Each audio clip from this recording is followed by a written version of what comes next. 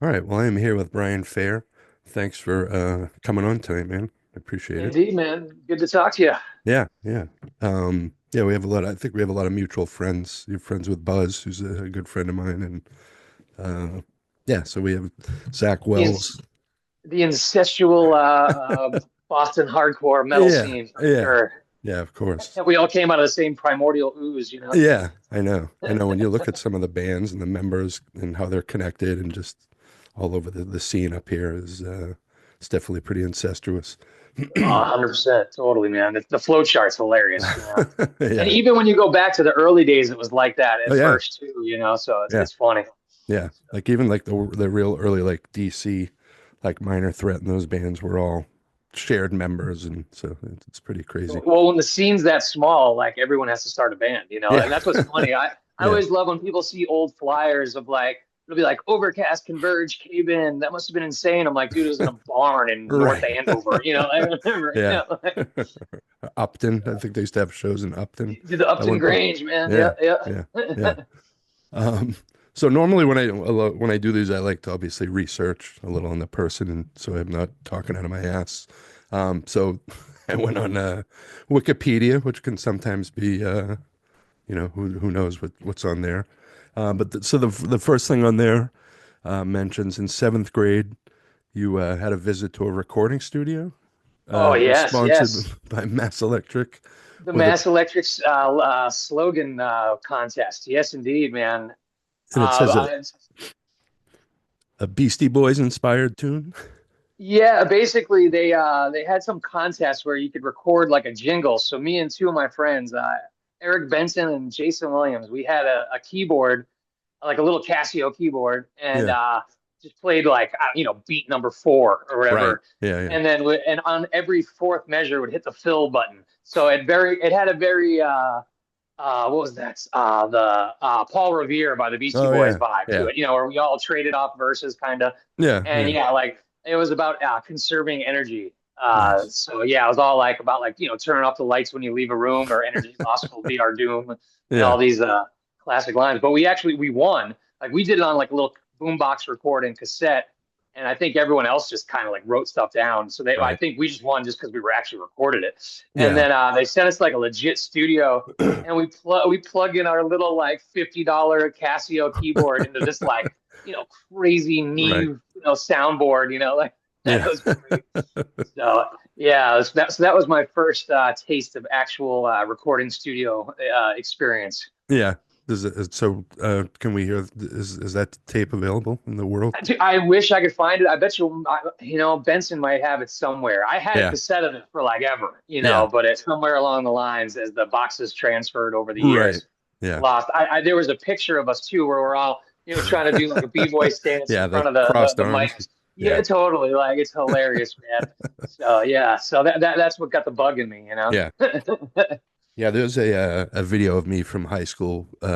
They had a lip sync contest and I graduated in '87 and we did the Beastie Boys. I was MCA because I had a little bit of Nice. facial hair, but we did There you rhyming and go. stealing and but there's a video of that. I've never seen it, so I kind of would probably be pretty cringy, but I Yeah, imagine that's there's a that's lot what's of arm crossing. I'm sure. I'm sure. That's what it's like you look back, you're like, oh, I wish we had that. Then you're like, do we?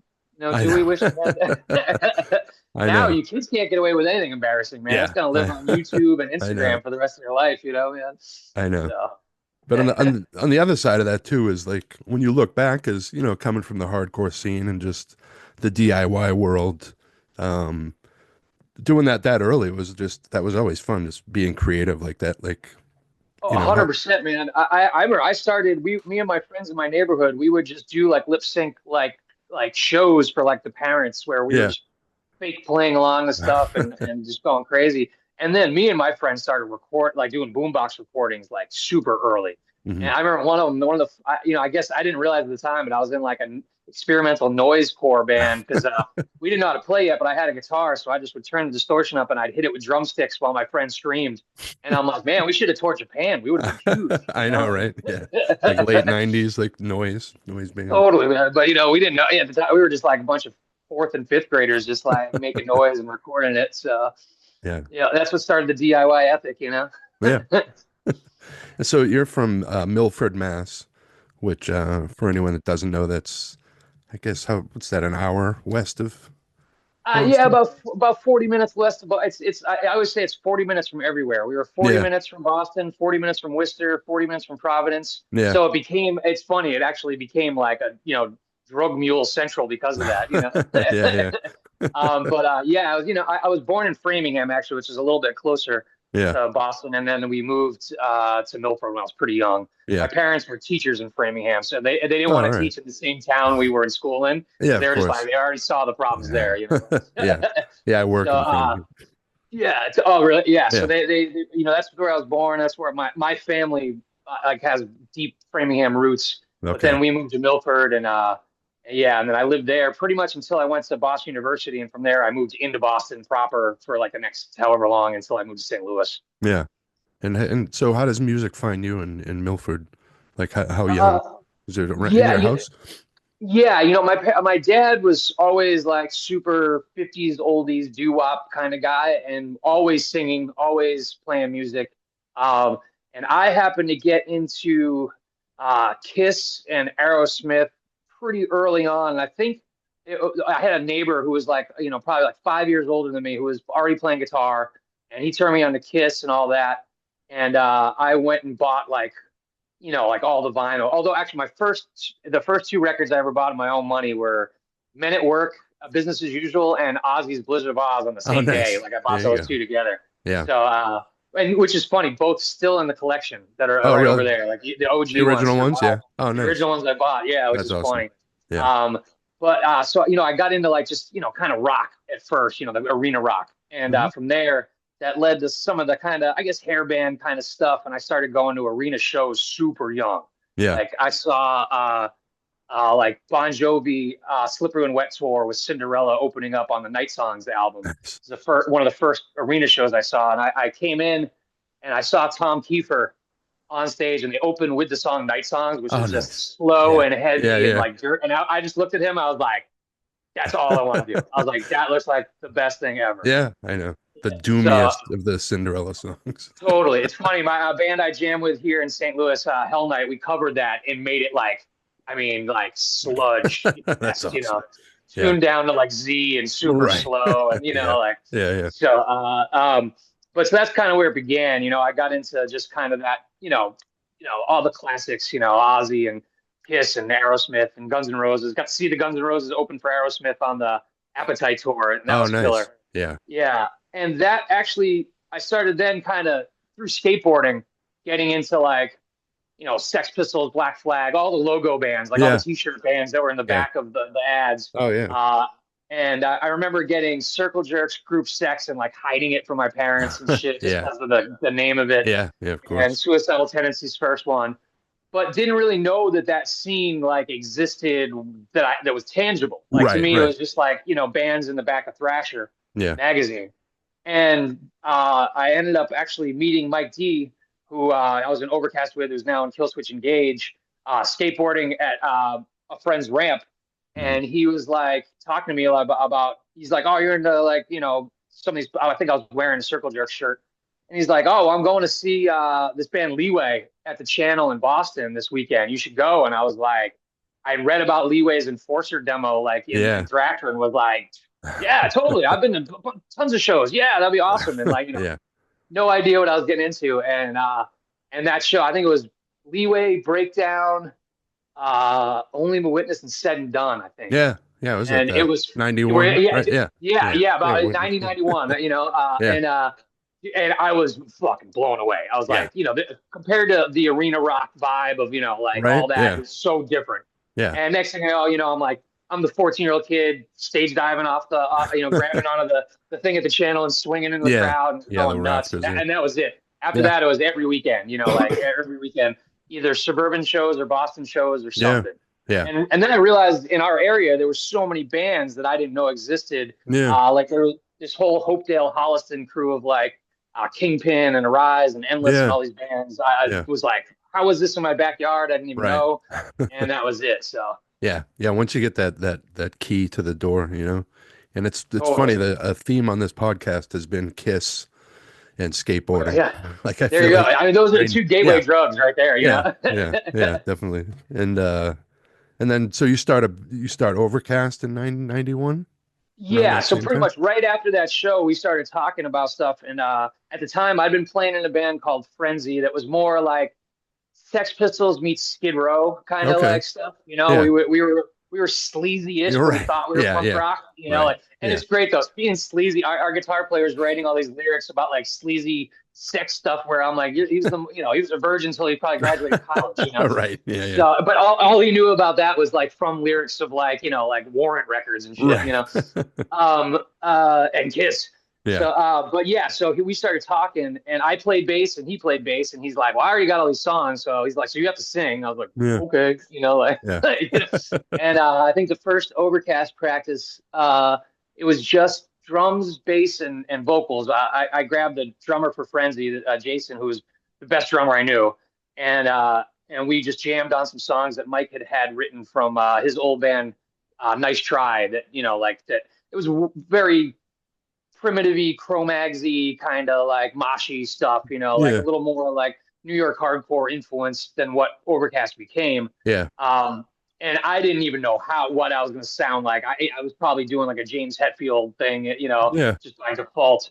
Right. And then things just kind of progressed from there. But yeah, of course we found the local metalhead guitar player Yeah. who could actually play, like circles around all of us. Yeah. And plus, he had a nuclear assault shirt, and we're like, Oh, "All right, there you're you in the go. band." Yeah. Yeah, Yeah. yeah. So, yeah, Ev- mullet and a nuclear assault shirt and the guitar. That's all you needed. You were in. I know.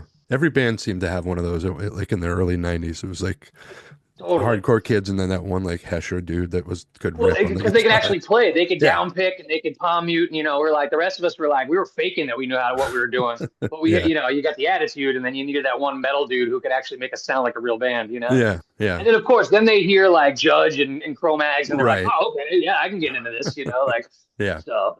And then you got to convince them to cut their hair at some point. Right. Yeah. I know. And so, you guys were sort of considered one of the first metalcore bands. What do you think of that term as a genre? It's kind of funny because to me, metalcore meant like bands like Zero Tolerance from Buffalo and like Integrity. Yeah. Like Yeah. bands that Marauder and stuff. yeah, Marauder. Total like to me, it was that like the guitars had the metallic, crunchy, thrashy sound, and there might be a couple solos here and there. Yeah. But so to me, that's what metalcore was. And then what Overcast was doing, I definitely considered combining. We had just as many Slayer ripoff riffs as we did Judge ripoff riffs. So, we Yeah. were definitely combining metal and hardcore, and we were getting really into like the early Florida death metal stuff, Morbid Angel and Yeah. Deicide and stuff. So that was creeping into our sound. And plus, Pete being a metalhead guitar player just had that feel to it.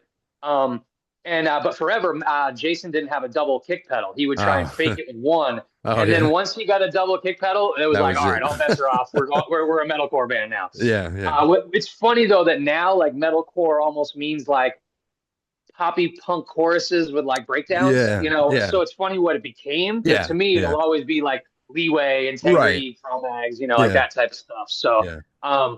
but we didn't at the time. We didn't care. Like Yeah. metalcore, we thought summed us Yeah. up pretty well. Yeah. But it also seemed to pull in bands like Bloodlet, who were doing more like sludgy Oh stuff, yeah. and Yeah. like even things like that. So Mhm.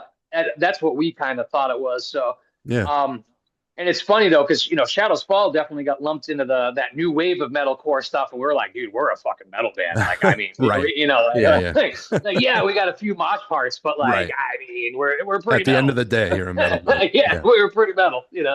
Yeah. So, That seemed to happen with emo too. That genre was something completely different. Like when we I'm were wearing an Endpoint shirt, man. Yeah, Like yeah, Endpoint exactly. Yeah. Endpoint split lip. Like to Yeah. me, that's emo. And then like the Yeah. later screamo-y stuff to me is like Heroin and Yeah. like bands like that, Lincoln, Yeah. and like Yeah. all that stuff. Yeah. Whereas once people started calling like this newer emo stuff, I'm like, dude, this is like radio pop Right. punk rock. Yeah. I'm like, wait, Yeah. and I Yeah. was like, nah, man, emo is Yeah. like Rites of Spring and Failure and shit. Yeah. Like it's like, come on, man. Yeah. So it's just fun, but that shows you how like just generationally how different it Yeah. is. Yeah. So, Were 'cause I you? would be and be like, oh, I used to love emo core, but I'm thinking like Endpoint. Yeah. Yeah. Exactly. Yeah. Elliot, do you remember that band?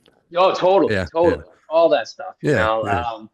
and it's funny because those bands would all play together back then. Where we were on a lot of bills where we may be super heavier than some of the other bands, but it didn't matter. It was all the same scene. Yeah. Everyone played together. Those mixed bills weren't considered mixed bills. That was just a hardcore show. Yeah. Like Yeah. It was like just, all yeah. bets are off. Yeah. Moving forward, were you listening to like different, like sort of like that Bloodlet and those sort of heavier Oh, bands that were like sort of a different, almost like post-hardcore, I guess, that totally, weird stuff. totally, man. I love Bloodlet. Dissolve from Poughkeepsie was another one of those bands that was like Okay. doing down-tuned, like super sludgy, slow stuff. Yeah. Loved all that stuff. And me and Mike were huge I Hate God fans Oh, and in the Overcast days, yeah. and we would try and do like the only way we just didn't have that. We weren't from the swamp, like Right. so like Yeah. our way of doing it was just playing things super slow, like Yeah. live, like Yeah. but all that stuff definitely was in the mix.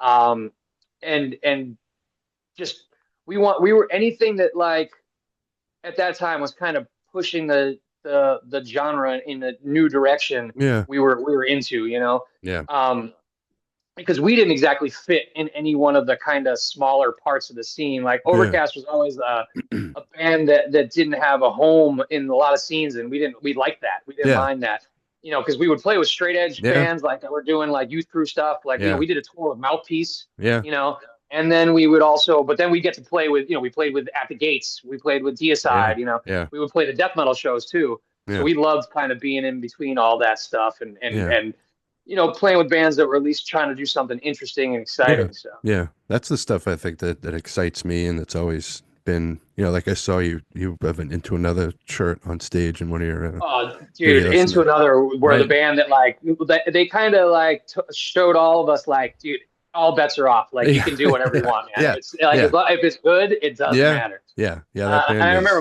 is, Mike D saw them when they did that POWMIA yeah. show at the channel and was like, he just came home and was like, dude, everything's different now. Yeah. Like, everything's Yeah. different now. You gotta hear this. Yeah. And I loved the first record, but then Ignore Us came out, and I was Yeah. like, this is a I know. masterpiece. Yeah. Like not a wasted note. Yeah. Everything in its perfect place. Yeah. Just incredible. So Yeah. yeah, huge. I get But chills. I get chills when I hear the little bass solo and oh, Anxious. Like total. the Oh end there, man, it's just, yeah, that song is so good, man. Dude, even the ballads would get me, man. yeah, And yeah, and though, and what's funny is I remember those early Into Another shows, especially in Boston, were hard. Like yeah, people danced hard to yeah, Into Another back yeah, then. yeah.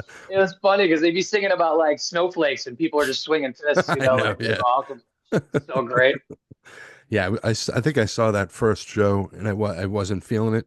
And all my buddies were Yeah. like, dude, these guys are great. And then when I heard the record and saw them again, I was like, all right, I'm down for Yeah, it this. makes it well And because at first you're like, oh, it's Richie from Underdog, Youth of yeah, Today, here we go, and you're like, yeah, yeah, what is what is happening? this? Yeah, What is he singing opera? Like what is right, going yeah, on?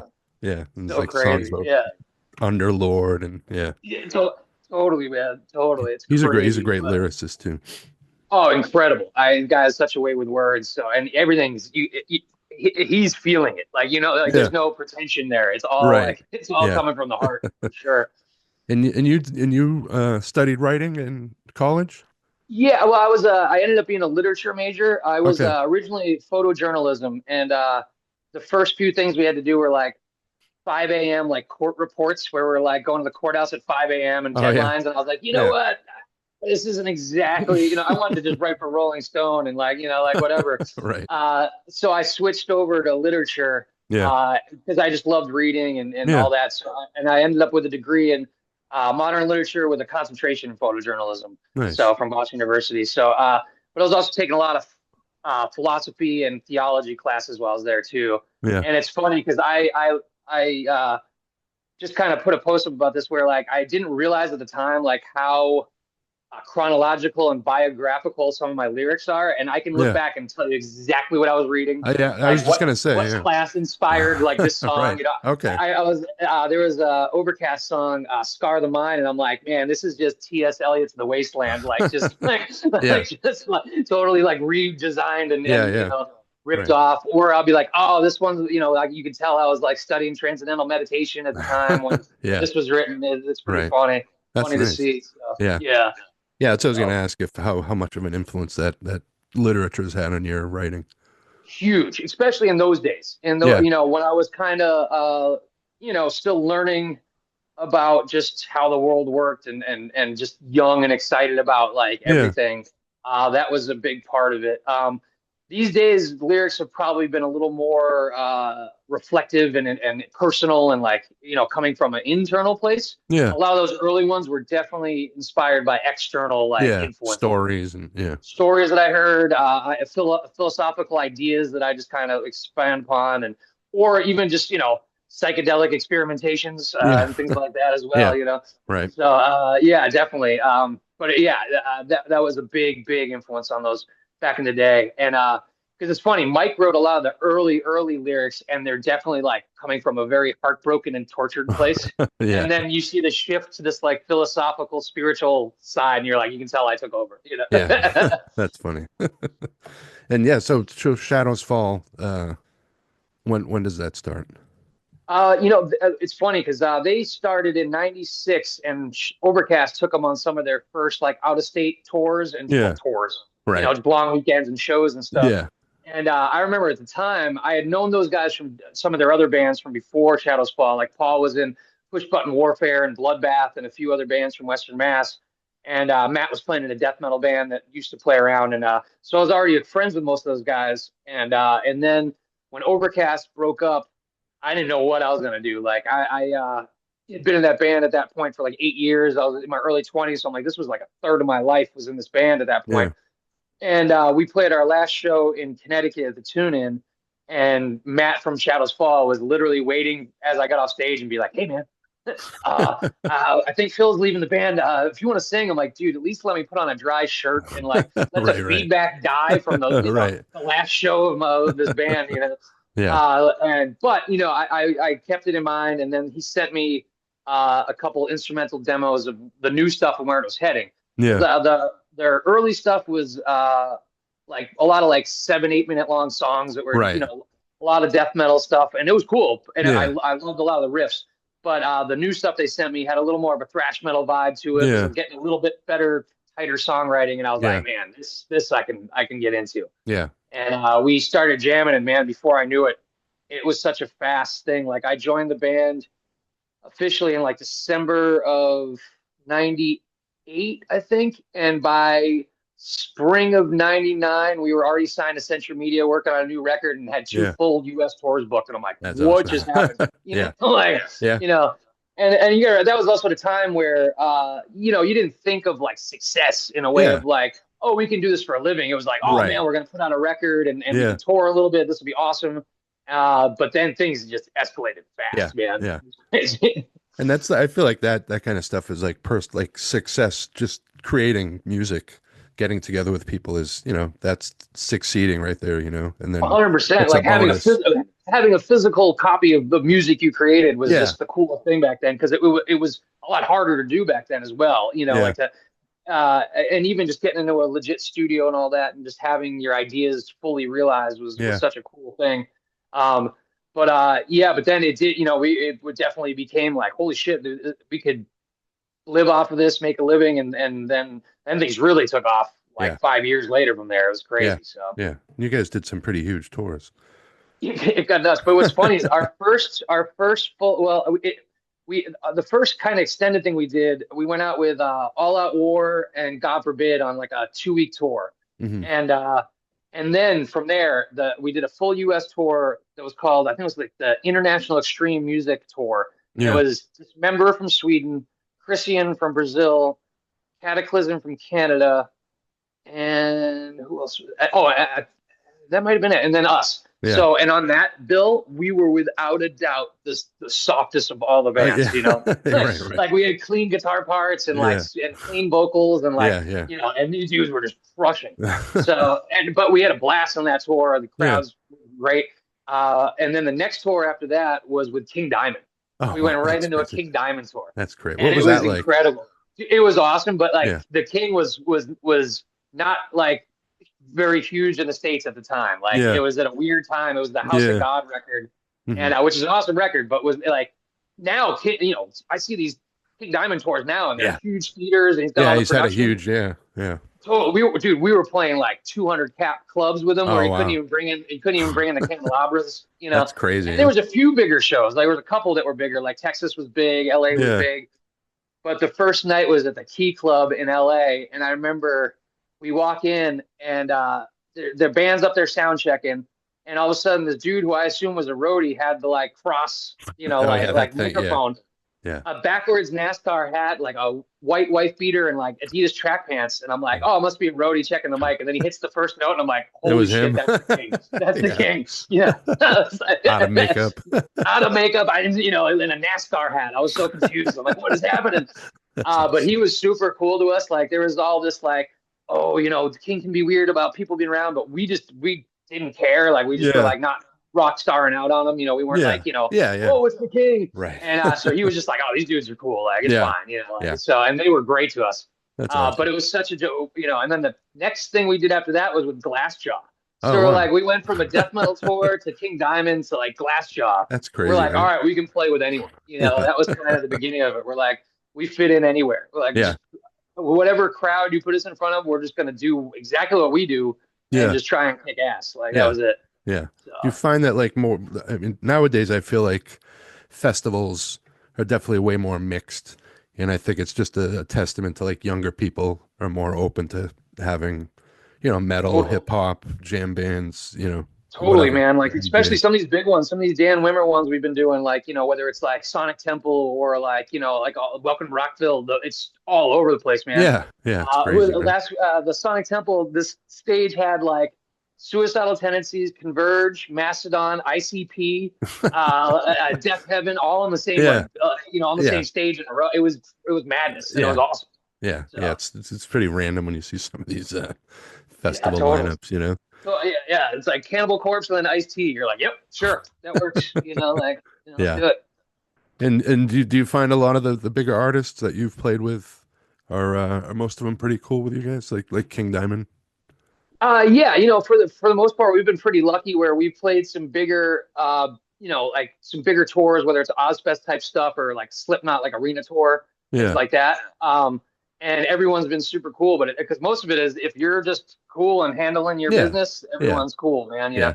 And honestly, a lot of times you find out that these dudes are into like similar stuff or came from places you didn't expect Right, too, right. like Yeah. or grew up either playing in hardcore bands or playing in punk bands and just kind of get it. Yeah.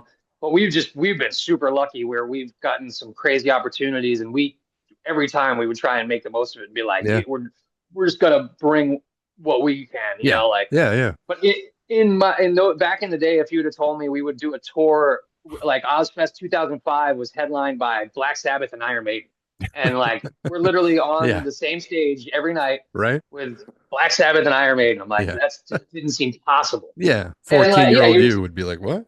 just losing my mind. So, Yeah. and even that was the thing. I was losing my mind then because like we'd be in the dressing room and all of a sudden Nickel McBrain just pops in like, hey, can I grab a beer real quick? Like, you can have whatever you want, Yeah, dude. buddy, Like, yeah. it's Right? awesome. Yeah. So yeah, we were super lucky, and it showed you what it proved to us too is we always said in the early days, and we didn't know if it was true, but we always said like, hey man, you put us in front of an Ozfest crowd or in front of like these new metal kids or whatever it is, we'll kick ass. Like we Yeah. don't care. Yeah. We'll do it, and Yeah. then we got to actually prove that, and so it was cool knowing that sticking to what we did and not kind of changing to what was happening actually Yeah. worked out because when we first started, man, guitar solos were just not the thing. Right. Yeah.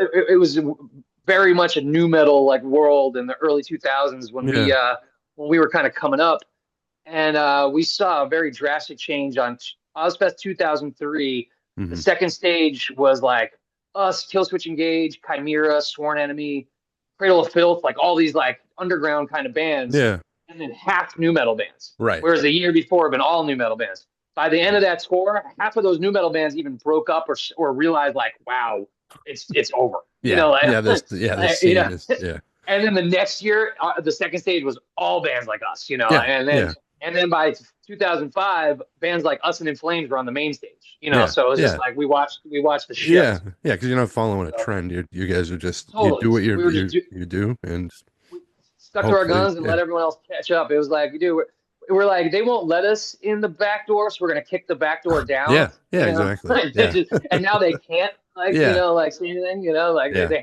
and all the numbers were there. It's like, dude, we're on Century Media Records yeah, selling 250,000 copies of an album, and yeah, all these other labels are like, how the fuck, what? yeah, That's not how this works. yeah. So Yeah, I think that it was cool. that's just a lot of bands from this scene. That's how you do it, on Earth, they just worked and worked and worked and did their And thing that and is the key. I think for this style of music, the live show is what yeah, really carries it over. yeah. And you see bands, especially Unearth, has I don't think they've ever gone home. Like, I know. and I know, right? it's insane. They're still like doing band tours where they just don't give a shit. They're like, Yeah. nope, we just want to play. Yeah. We don't stop. Yeah, I know. Madness, man. They're those dudes are workers. Yeah.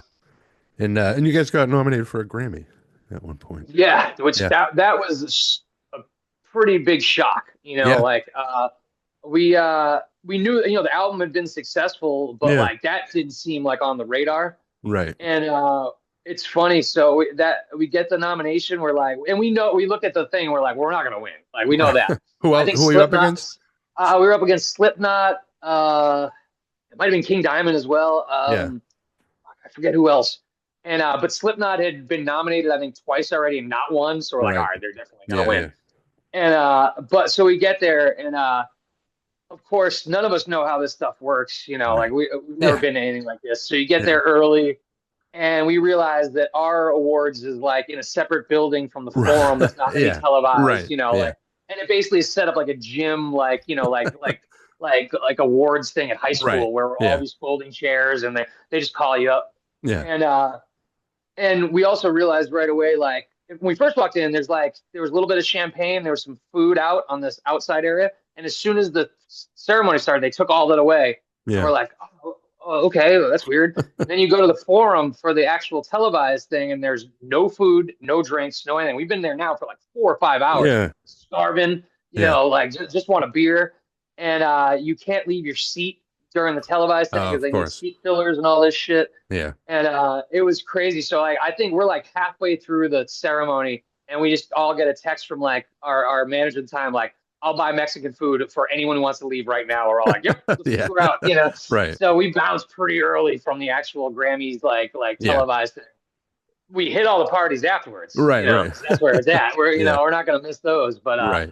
it was pretty funny. And then we ended up 2 years later getting nominated again. Yeah. And we looked at the thing, and it was like Slayer and Motorhead. We're like, all right, well, we're not winning again either. Yeah. Like, Yeah. but it was at least that time we were prepared. We knew how Yeah. this works. Right. We Right. were, knew to pregame. We knew to eat. Right. Yeah.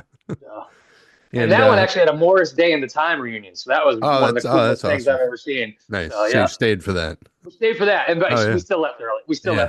left. Yeah, of course. Once it was Brad Paisley was doing "Check Me for Ticks," I was like, it's time to get the fuck out of here. Yeah, get the fuck out of here. um, and so you guys took a hiatus in 2014, and now you've been kind of playing shows sporadically the last few years, like here and there, like short runs or festivals or. Yeah, pretty much. Like we had been on the road for about 20 years straight, maybe a little bit less, but but really about almost 2 decades, and I was burnt. Like I Yeah. was burnt out. Yeah. We weren't, things had kind of also plateaued where we knew we could stay out on the road, but it was getting harder to like justify, like when you're like, I just had my first kid, and I missed a lot that first year. I was on Yeah. the road for probably 10 months out of her first year on the planet, Yeah. and missed a lot. And then once John got the opportunity to join Anthrax, Yeah. and he was trying to split time between both. Right. And then I had my son, my second kid, and I was like, you know what, like I need to be Yeah. home. Yeah. Yeah. Paul, our bass player, had his first kid, Yeah. and also financially, I was like, I can't justify. We could have survived, but I would have been gone the whole time. Yeah. So Yeah. it's one thing if you're like, this is our best opportunity, Right. like, Right. But if you're just kind of making ends meet and you're absentee, I was like, I couldn't justify it at the time, Yeah. and I was mentally, physically just burnt on the burnt. road. Yeah. Couldn't get back on the tour bus or in a van. I was just like, I just need time. Yeah. So I need to sit and not go 65 miles per hour while I sleep. Yeah. Yeah. Exactly. So so we decided to kind of take some time off and see where it went. And Yeah. and everyone was able to do some really cool things. Like I said, John was in Anthrax. Uh, Jason was playing with, I think, first Flotsam and Jetsam, and then he was in Oh Overkill. yeah. Yeah. And Matt started a band with some of the guys who were in Megadeth for a while. So Yeah. everyone was getting to kind of do some cool stuff. I was doing just smaller little fun Yeah. things Death Ray musically. Vision. Yeah, Death Ray Vision with Mike. Yeah. So I got to get back with the Overcast dudes with Mike and Pete and Yeah. do that. And but on a just on kind of once again for fun level of it. There was Right. no music business behind Yeah. it. Yeah. That was the other thing. Shadows Fall was at that point, three LLCs and all this Yeah. different stuff. And it's Right. like, everything's like you couldn't make a decision that didn't have a bottom line to it, Right. because Yeah. it was our The full time business. job, Yeah. it was a business. So Yeah. um, it was good, nice to get away from that. Yeah. So then after a while, we were kind of all sort of talking. We're like, it'd be fun to play a show. Maybe we'll do something, maybe a Worcester show or something like that. Yeah. And the ball started rolling, and promoters were like, yes, let's do this. Yeah. And then COVID hit, Yeah. and like so we had it booked but not announced, Right. thankfully. And, Yeah. and then realized like, oh, we gotta, like, all right, that's gonna be at least a year, Right. like, so the world shut down. Yeah. But then we came back and did that first reunion show in Worcester, and it was so much fun. Yeah. And we just felt really blessed, and like, the fact that people still cared, Yeah. and just had an amazing time. Yeah. And from there, we're like, all right, let's maybe do a couple shows here and there. We got a couple festival offers, Yeah. and that started that. And then we started talking about new music, and John's like, I got just riffs upon riffs in the bank, Yeah. so let's see what's what. Because Yeah. the whole thing with that, I was like, I'm down to do that, but it's got to sound like Shadows Fall. Like we Yeah. can't, like let's make sure it's us. And Yeah. man, Of the course. first few tunes that came out were like, oh man, this is like, yeah, Yeah. this is gonna work. Yeah. So Nice. so now we're just at a point where we're kind of picking and choosing our battles show wise. We just did Yeah. a 2 week run with Killswitch Engage that was like perfect. Yeah. The perfect Yeah. amount of time, perfect lineup, so much fun. The shows Yeah. are all killer. Yeah. Look like you guys Um, were killing it. yeah, we were having a blast, and the Killswitch dudes are like family, so that was Yeah. like Yeah. Of course. easy. And then we got a big show in Massachusetts coming up with Lamb of God and Hatebreed. Yeah. So and some of the festivals we played have just been incredible, man. Like Yeah. the U.S. festivals didn't exist like this when we were active. Yeah. You had to go to Europe, Right. stuff like that. Yeah. So now that there's these U.S. festivals, we can play in front of so many people in just like a weekend. Yeah. Without having to do a full tour, because I don't think we'll ever be we'll never be a full-time touring band again. Yeah. Yeah. But I don't even know if we'll do like full tours. Right, right. We may do a couple weeks here and there, long weekends and stuff. Yeah. But I just don't know if that's in the cards. It would be fun, but I don't. It'd be hard to pull off. Yeah. And now we're just focused on getting some new music out there, and Yeah. just kind of seeing where things go. Yeah. Nice. Yeah. Yep. Sounds like you guys are doing it at your own speed. It seems like a lot of bands end up at that point where at some point you need to slow down a little and just kind of, Yeah, especially if you're it's starting families or you're all in different parts of the country, it's a little harder, I imagine. that's the other thing. People living all over different parts, having families, but also just I want to be able to. I don't want to like have these shows be like, oh yeah, I remember these guys. They used to have energy, like, Right. like, Yeah, I want to yeah. go out there and Yeah. still be able to kick ass. And Yeah. if I did a 6 week tour, there's no way that would be happening at Yeah. the end of it. You're not going to be like Yeah. those Frankie Valley videos. Have you seen those? Totally, man. That's what, and plus my neck at 50 years old is like, easy, Yeah. easy on Take it on easy, that. buddy. Yeah. Yeah. So. Yeah. But it's been great. Also, even just making new music, the way the industry's changed with being able to release things kind of not on album cycles the way Right. it used to Yeah. be. Yeah. Before it was drop a full length, tour for a year and a half, drop Yeah. a full length, tour for a year and a half. Now you can just kind of, we've been dropping a single here and there, and then Yeah. now we're gonna finish the full record and put it all Yeah. out. Nice. And it's just such a different way. Physical media outside of vinyl doesn't even really matter. So Yeah. it's just a different thing. So it's Yeah. cool. Yeah. It's a whole It's different been world. we've been able to kind of just do it at our own pace. So. Yeah. Nice. And so here's something I was hoping to talk a bit about. So you and I have something in common where we're both from this hardcore and metal scene, but we're also fans of the Grateful Dead and Phish. Yes, indeed. So how did you make it to? Were you into them early on? It's funny. Phish, I was when I the first time I heard Phish, my friend played me Contact, and I Okay. was like, "This is the dumbest thing I've ever heard in my Yeah, entire life." exactly. Like, Yeah.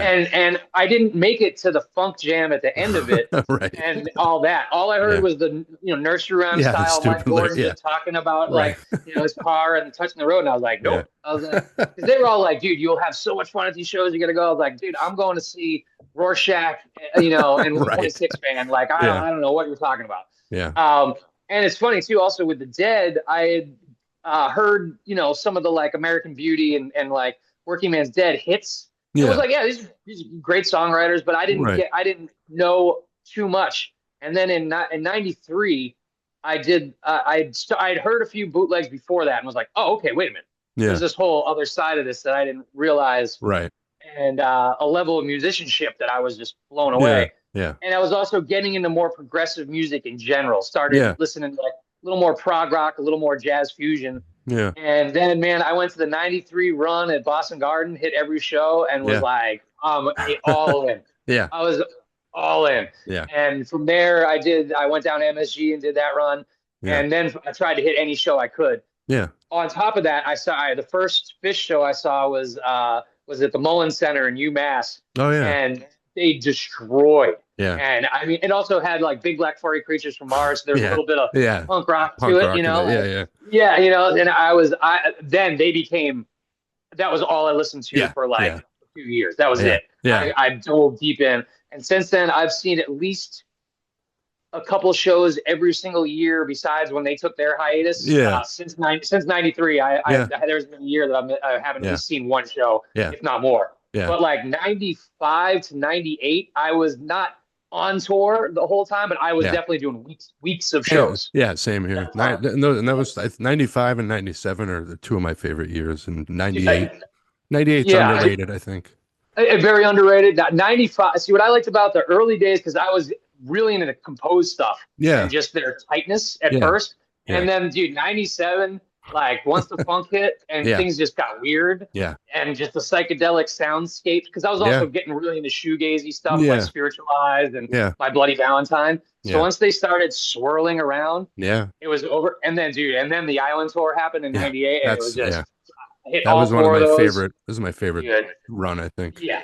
That was about as good as it gets. Yeah, My favorite memory of Phish will always be Big Cypress, just because nothing like that will ever happen. Yeah, I know. There's, just a full 12-hour show or whatever. Yeah. Yeah. And but the Island tour, Yeah. I'm so glad I saw all those Yeah. shows. Like Yeah. that was as good as it gets. Yeah. So man, but what's crazy is to this day having a band that's in their, whatever 40th year still creating new sounds live. Yeah, it's Like crazy, right? the run they did here in St. Louis on this last tour, there were moments in the Tweezer Jam where I'm like, this is the greatest band on earth. Like they're communicating with aliens. I'm like, it's crazy, right? Still making new sounds, and I don't understand how. It's incredible. Like it's inspiring. So yeah. So I listened to on my ride home from work today, I listened to Runaway Jim from summer '98 in Pittsburgh, Star Lake. It's like a 35-minute but I think I did like a 5-show run in that summer of '98. And I saw when they did the Terrapin Encore. Oh, you were there? Oh my Virginia God. Beach. But I did miss Big Cypress. I missed him kicking myself. Big Cypress was incredible, but I would have killed to have seen that Terrapin. Yeah. Their tour manager Brad Sands was telling the story where they had been talking about it, and he knew what was happening in their like little practice space, but he's just like, I can't believe this is really going to happen. But then he says the show's going on. All of a sudden he's like, dude, we're hitting curfew and they haven't done it. Like what? And then he's like, they started anyway. They're like, we'll lose money. It's fine. Like they just play Terrapin. I was actually by myself at that show, and I think that was the last of that run that I was going to see. And I think I was going to drive up to. I think that was when they did the Syracuse thing, maybe up in. It was one of those outdoor festivals, but it wasn't like a festival. It was just like one of those 2-night things. I think that was '98. Yeah.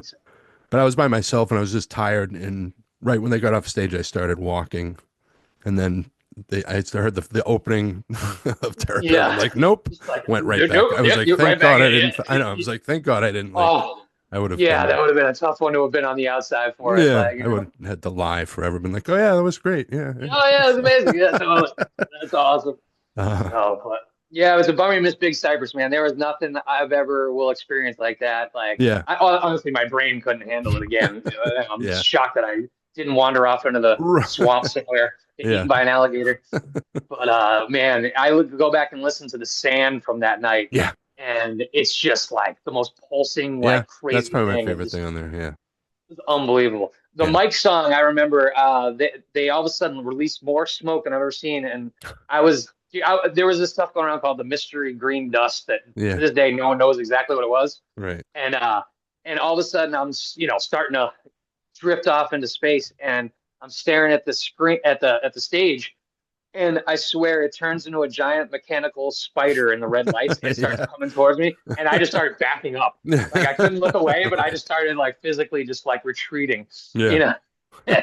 And so I always remember that from that jam, man. Oof, what a Have band. you do you when you're with the with your bands, do you try to get people into the have, I tried in the early days, especially with Phish, because I was like, no, your guys are all guitar dudes. You can yeah, get into this, and like it very rarely it's a stuck. But tough sell for a lot of people. I have a crew of like metalhead Phish dudes who were like in the Overcast like world Yeah. at that time, but we're like my friends, and we all still like we're actually all meeting up this summer for shows. We still like get together all the time. We usually Yeah. do Dicks out in Colorado together, Yeah. or fly home for the MSG New Year's Yeah. run still. Yeah. And it's funny because like we all show up like I'll have my like integrity like Right. tie-dyed hoodie and Yeah. like and like it's just a bunch of hardcore kids like who also love Phish, Yeah. and half of it was because we're like, dude, we love hardcore shows, but like, the straight edge kids don't have as good a herb as the ones in the Phish show. I know. Yeah, I remember driving into the IT festival,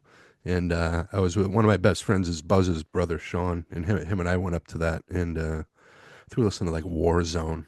I pull into the parking lot, and I'm like, we that are was always the most move, likely, man. yeah, we were like, I'm like, we're the only people in this entire place guaranteed that are listening to Warzone right now. He's like, yeah, 100%, seriously. dude. That was always our thing too, man. When we pulled into Cyprus, we were cranking Iced Earth, and it was the Alive in Athens record. Yeah. And so we park and we roll down the windows. We're cranking it up. We're like, "Yeah, you guys are gonna have to deal with the metal." And then the battery died in the car, and we're Yeah, like, of "That's course. karma," Yeah.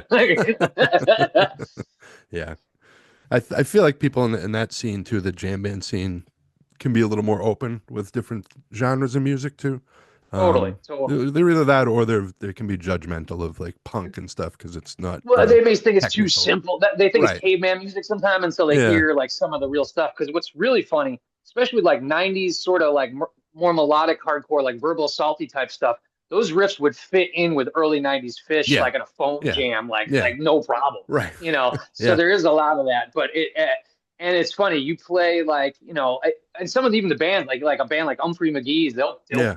straight up do like progressive Yeah. They do metal, some crazy double stuff. bassing Yeah. everything, and Yeah. sweep picking and all that. So Yeah. there's a little bit of that. And even now Billy Strings is playing on Cryptopsy Yeah. Records and sitting in with I know. Tool and Yeah. stuff. I So know. It's crazy. it's definitely at least a little more open as opposed to you like I said, you play like you're like, oh, check out the sick Ghost Jam to some death metal Right. dude, and they're like, Yeah. nah, I like know.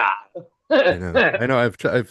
Yeah, because I've always thought of like what would be a good Dead song or Fish song to like suck someone in or trick them into. I think it's Yeah, easier totally. with the older Dead, like the American Beauty guy.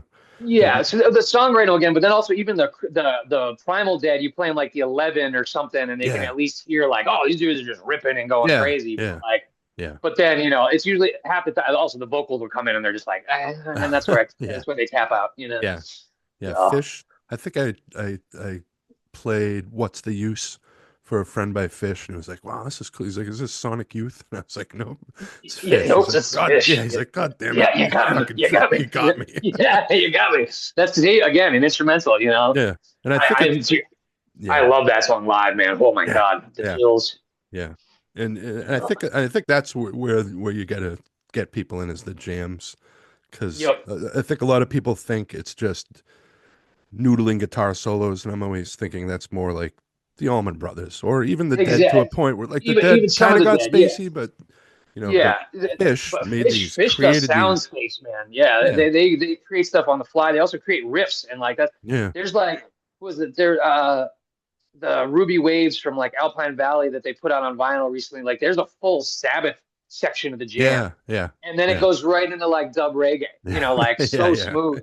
yeah, And I remember there was one of the tweezers from like Salem, Oregon, like I think it was like '94. There's a full, it sounds like 3 Days by Jane's Addiction, like yeah, 100%. yeah, And like yeah, those moments, you can get yeah, them in. yeah. But then the next song will be like literally like, like Contact Heaven or or yeah, something. And yeah, then they're just like, I'm yeah, out. yeah, yeah. Like, I get it, like I Right. get it.